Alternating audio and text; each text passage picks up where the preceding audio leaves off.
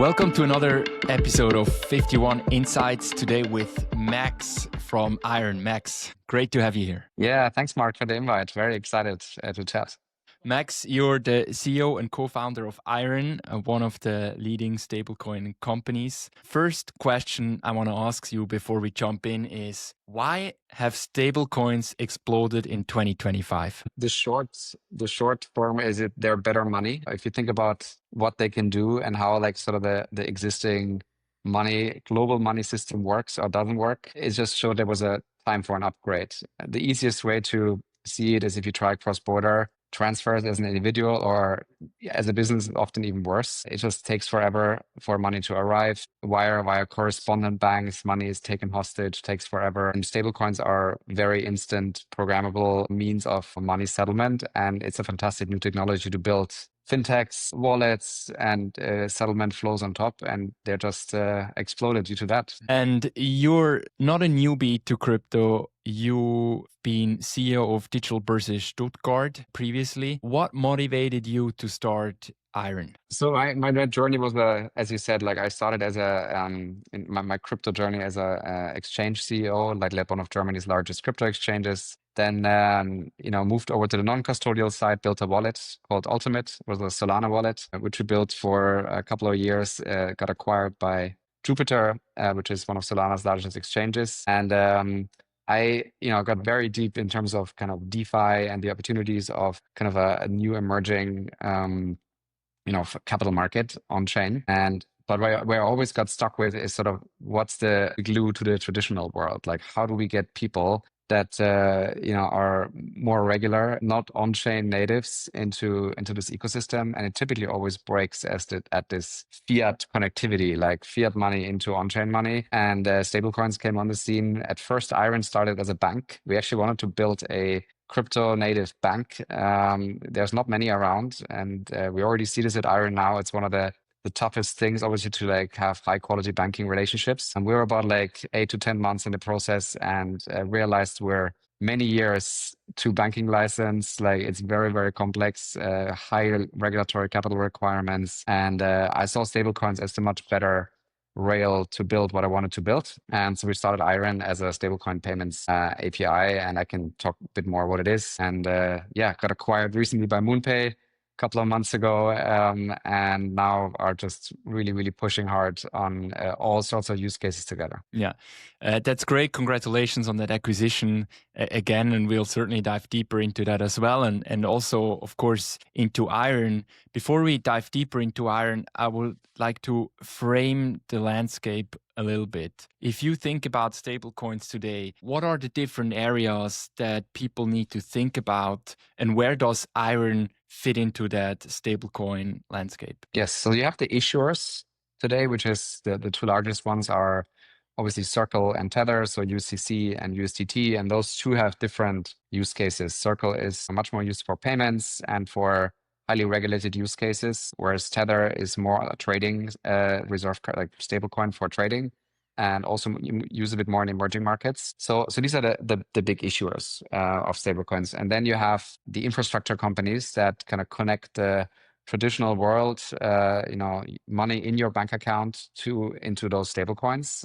You can either do this if you go to an exchange, wire money there, and then like buy stablecoins. But you increasingly see that platforms want to skip this centralized exchange step and just say, I want to enable funding via fiat. You send 1,000 euros, and on the other side, stablecoins pops out. And that is one of the core use cases which we're building is the on-ramp into it. And that's really exploded since a lot more companies, fintechs, etc., are building on top of stablecoins, and they need these kind of fiat connectivity APIs, which we built out. And when you started IRON, would you have expected that this development and stablecoin wave would happen so quickly? No, I would have built it earlier than if I had known. So we've been stuck building this bank for 8 to 10 months, and like stablecoins, I saw it happening in the sense that there was more and more buzz around it, and I obviously saw Bridge quite early. Obviously one of our biggest competitors, probably the biggest competitor, acquired by Stripe for over $1 billion, and I saw this company and spoke to them, in the earlier genesis of them. And it wasn't quite clear also to them back in the days, like how big that use case will be. And I would even say like that Stripe acquisition really jolted stablecoins into the limelight, right? Because PSPs across the world, they need this kind of stamp of approval. Oh, if Stripe's doing it, then we're gonna follow. And it happens a lot. You can see that like now regulation follows with MiCA and the Genius Act, so MiCA Europe, Genius in the US. And there's a lot of like things that all happen at once, right? Like, PSP interest, like cross-border infrastructure being solved with the likes of IRON and others, and then also regulation all coming together now enable actually the product and the market that we're going after. Wasn't the case a year or even 2 years ago. Like this is very new. And was MiCA an accelerator for you or a reason why you started IRON? First and foremost, yes. But frankly, so far, it didn't have that much of an impact to us. I mean, the impact is more that the institutions that are looking at stablecoins, they require a regulatory clarity, right? So MiCA itself is more a stamp of approval and a trust factor that like a large Fortune, well, not a Fortune 500, but like maybe a DAX company or a FTSE 100 company in the UK.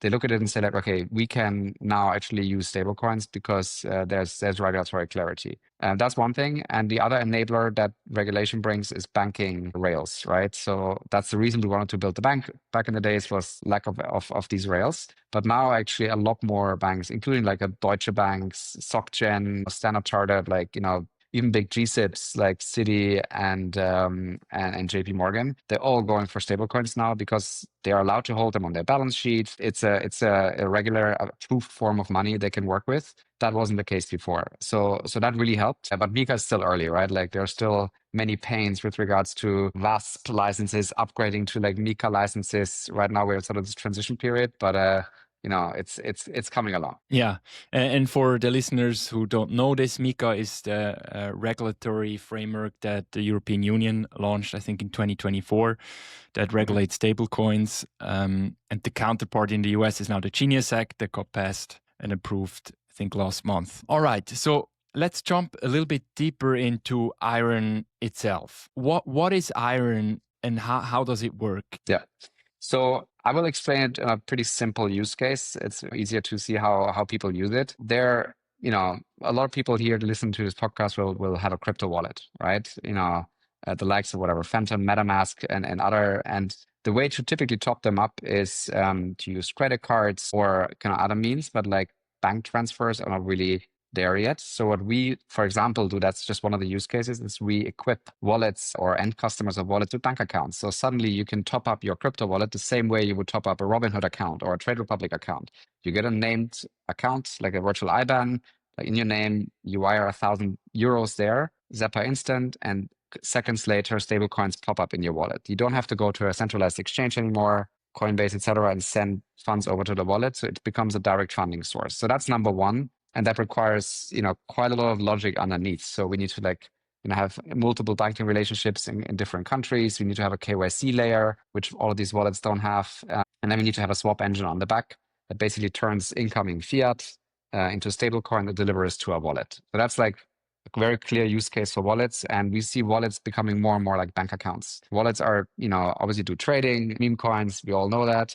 But they're more and more also evolving into payments products. And that's sort of product number two, where you could use IRON to say, I have stablecoin in the wallet, USDC. Let's say I have 100 USDC, but I want to send that to a friend. That friend has a bank account. Maybe they don't have a wallet. With us, you can say, send 100 USDC and 90 euro arrive at my friend's bank account, right? So it becomes a payment method. We do this for 30 currencies in 80 plus countries. So you can literally, with real-time payment networks, you can send money from your wallet into a friend's bank account in Brazil via Pix, which is a local instant payment network. So that is global payouts, which we do. So we do on-ramps, global payouts, and you can also do off-ramps, obviously into your own bank account. Which is what we do. And that's sort of like a very strong offering for wallets. Now, you have also the cross-border payment use case, right? Like where you have payment service providers or even large treasuries, large companies that want to move money across the world. And that can be very cumbersome to send money into, especially emerging markets. Sending money from Europe or US into Latin America can take a long time. And that's where stablecoins really excel, as it enables you to move very fast from almost real time into these emerging markets. And then you have, next to obviously this cross-border payment use case there, we also enable kind of a custodial product, stablecoin issuance, and there are a lot of other things which we can do to, for example, build almost like a banking as a service layer for fintechs. And you see more and more fintechs like the Nubanks of the world, even Revolut, et cetera, that start to build on top of stablecoins because you can build global payment funding experiences on top, and that's sort of the next step where we're going, where really like large fintechs are all becoming stablecoin native. But what they need is a infrastructure player that solves all this from the wallet side, from the on-ramp side, the off-ramp side, the payment side, and all these are like neatly packaged into like developer-first APIs, where you don't have to worry about kind of compliance, licensing, because you do need crypto licenses for all of this in different jurisdictions. We bring them. So we also bring the compliance and regulatory coverage here. Okay, and now what made this acquisition so interesting for MoonPay, or how does it fit into the overall MoonPay landscape now? Yes. So obviously MoonPay, for the people that might not know, is, I think by now the world's leading crypto payment platform, and is embedded into pretty much any crypto wallet out there.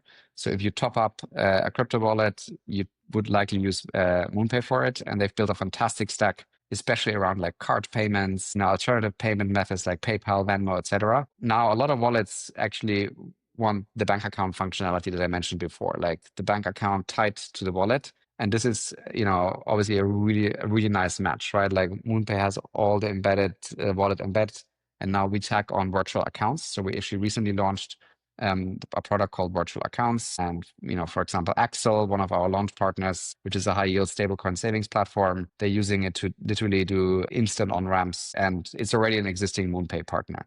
So that's what made it very interesting for MoonPay on the wallet side as a cross sell.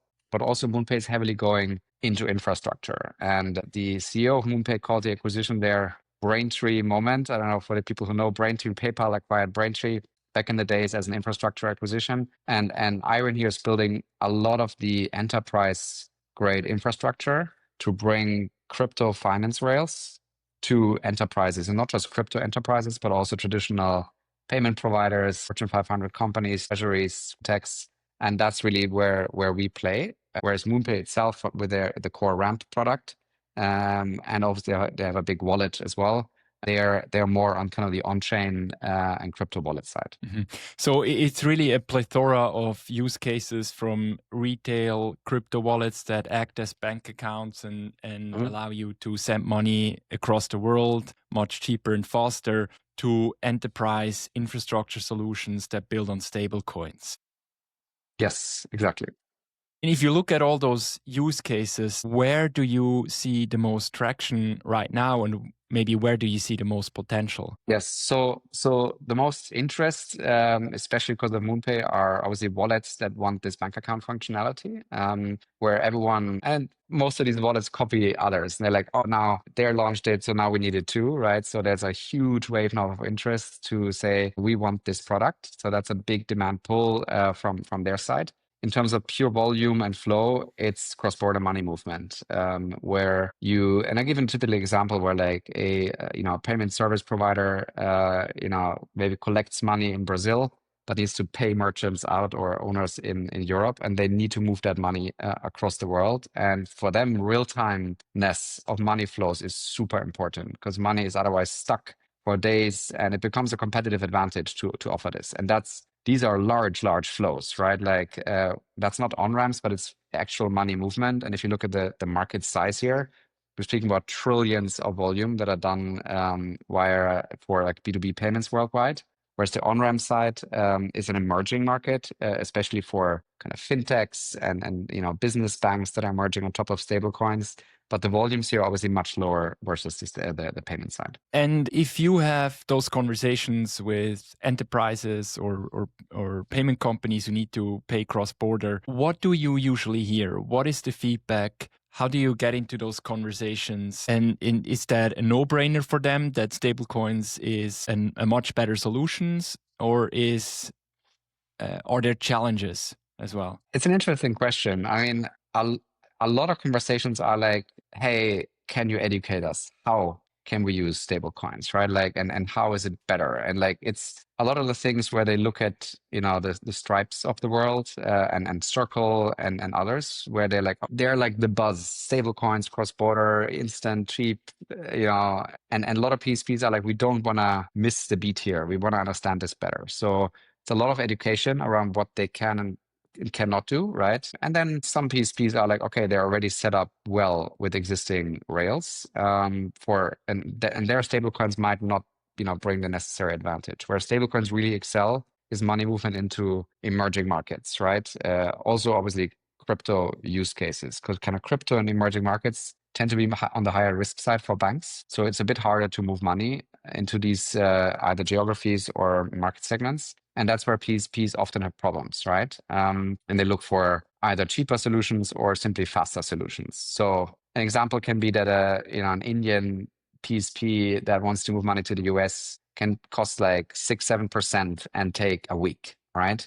Whereas stablecoins can do this in like sub 1 day, and depends obviously on the volume, like sub 1% often, right? So this becomes really interesting. Oftentimes you see like this halo, this eye openers, like, wow, we didn't know. But you also sometimes see companies say like, oh, interesting, like this is actually not a use case for us, because like the jurisdictions we serve, we're well served by the JP Morgans of the world. Like they can do what we need for a few basis points. We actually don't need stable coins for it. So it's twofold here. You just mentioned JP Morgan, and we heard that at the beginning as well. Most major US banks are starting to develop their own stablecoins. Stripe developed their own stablecoin. PayPal developed their own stablecoin. How do you see that landscape evolve? Will there be room for players like you and MoonPay to go after that market, or will those banks who serve those international businesses start building their own solutions, their own blockchains, their own stable coins, and try to grab that market share for them? How do you see this evolve? So, I mean, obviously there's more and more competition. Like the market was a lot easier, like, a year ago, and now there's more players and, obviously also convergence into a couple of banks that are serving this market. But it's also, if I'm a company that wants to use stablecoins, I do not want to do multiple integrations. I want to use one partner that does it all for me. And that all can be quite comprehensive. It can be moving funds on-chain, the on-ramp. It can be the off-ramp. It can be a so-called third-party payment, meaning I, as Max, want to pay someone else, which is not KYC, right? Like that's why it's a third party. Then it's multiple geographic coverage needs, custody, cards, wallet infrastructure. And typically, there's not many companies from an infrastructure perspective that do all of it. It's not just, hey, I can issue a stablecoin and then that's it. The real solution is much more multifaceted. And frankly, we didn't even know when we got into this business how complex it would be. Like, think about it. Like, you have to do one API that kind of works with 7, 8, 10 banks underlying it. It all needs to be homogeneous. Error states, etc., all needs to be aligned with kind of all vendors. Compliance and regulatory becomes complex if you do multi-jurisdictional coverage. So I don't see many companies, and that was also the reason why we went for this acquisition with MoonPay. We were early in our development or in our journey as a company, but we realized like we can grow much faster together. Like they bring all the licenses, MTLs in all the necessary US states, like New York BIT license, MiCA CASP license.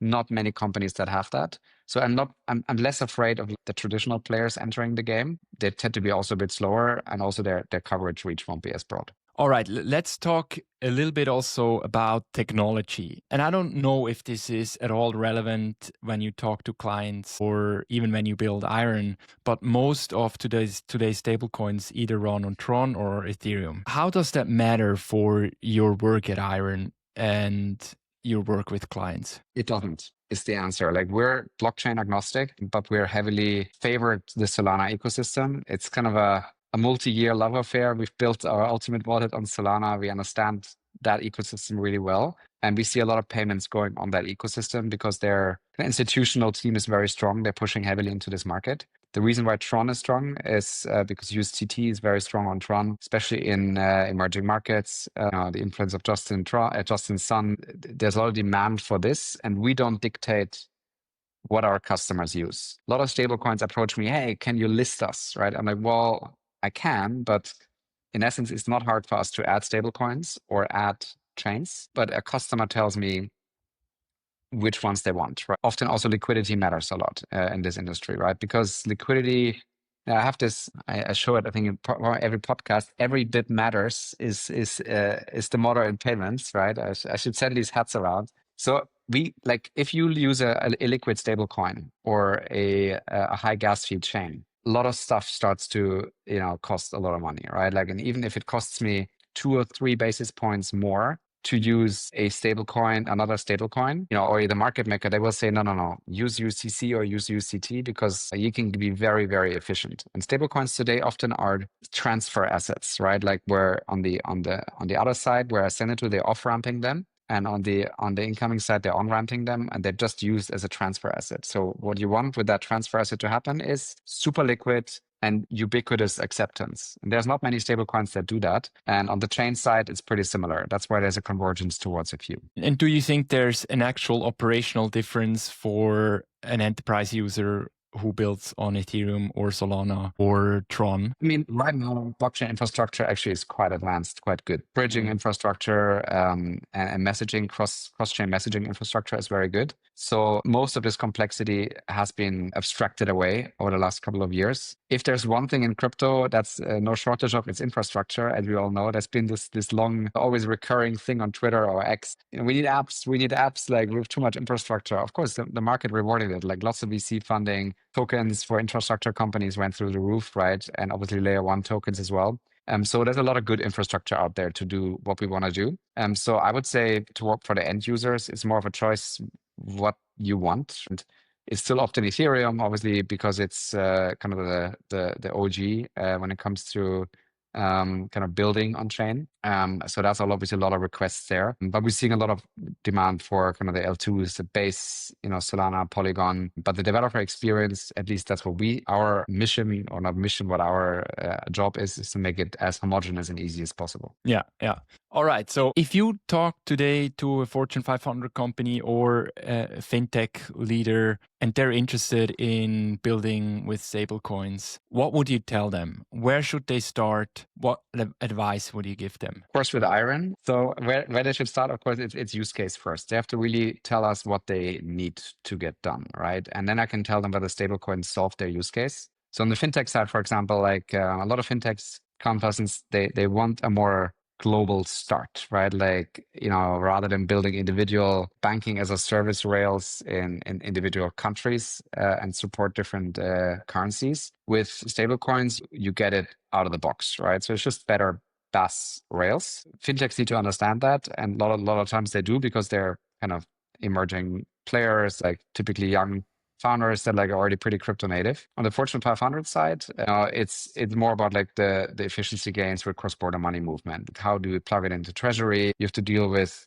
obviously outdated systems that they often use, and like how do you actually plug that in? Accounting becomes a problem. How do we account for stablecoins on balance sheets? A lot of PSPs tell us we don't want to hold stablecoins on our balance sheet. We can't deal with it with accounting wise. So it's good for us, right? Because they sell us, we send you fiat, you manage the stablecoin side, and they don't want to change processes, right?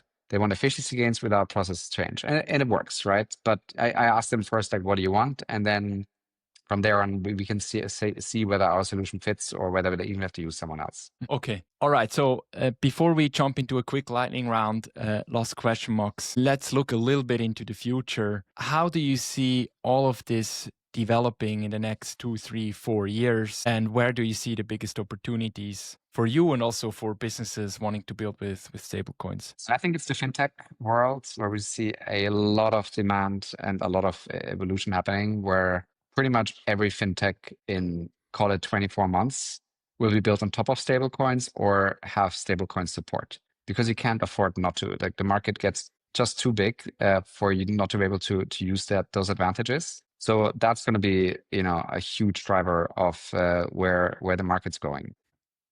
A huge opportunity is that more banks will open up to crypto, which makes even larger institutional flows possible, right? Because obviously right now you have a big concentration in the US, you have Lead Bank and Cross River Bank. In Europe, you have Banking Circle, LHV, and maybe like 2-3 others. But there's a big concentration, right? Like now with like the Genius Act and MiCA, like more and more banks become kind of crypto native, and like much larger institutional demand and flow can be covered. I see, treasuries adopting it, and especially for the cross-border use case, you need like super resilient banking rails, because money flows are, as I said before, very different than like an on-ramp into a fintech, right? So I see that as like the biggest market in terms of growth of pure play volumes. But margins will also compress. Like competition will be super heavy for these few players. And I also see that a lot of like stablecoin infrastructure companies will just not make it, because you need like a lot of licensing. I mean, think about it. If you go against us or the Bridges, BVNKs of the world, we bring MTL licenses, ASP licenses, several VASPs and like others around the world, New York BIT licenses, which I think only we hold out of the players I mentioned. So that means it's very capital intensive to do it. So it's going to be a tough market to kind of break into for others. And do you see any regional differences now if you look at the US, who's opening up, but also Europe with MiCA? I know that Hong Kong is pushing stablecoins as well. Do you see any differences in how these regions will develop? So I think like I'm always surprised how bad the US banking system is, how the ACH, etc. Like real-time payments are just not as good as Europe. Like for once, like Europe has a leg up here in terms of our technology when it comes to like SEPA. So I see a lot of improvements coming for like US banking rails when like they become more stablecoin native. But also like, Singapore is pushing very heavily into this market. A lot of companies are getting Singapore mass licenses to process payments into Asia. But I think the blueprint is there now in terms of like how MiCA as a license construct works, how Genius works, and maybe more countries will adopt those, because we reach this critical mass where like if Europe and the US does it and embraces this money rail, it becomes gold standard at some point for everyone else to adopt as well. Yeah. All right. Thank you, Max, for joining today. We're almost at the end. Just a quick lightning round. Those are short questions with very, very short answers. The first one is, what's your favorite stablecoin? I like USDT the most because there's huge liquidity. Will algorithmic stablecoins ever go mainstream? No. And the reason is people still want fiat back. They want to understand how it works. It's just too complex for large organizations to work with them. I can speak longer, but this is lightning round. Are stablecoins a winner takes it all market, or is there room for many? Winner take most, not winner take all. I think there's going to be 3-4 big ones. Also some local ones that might see size. The liquidity begets liquidity, as I mentioned before, and there's only so much to go around. Okay, that's already it. Max, thanks a lot for joining today. It was great to have you on, and I wish you all the best for your journey with IRON and MoonPay, and talk soon. Thank you, Mark. Bye-bye.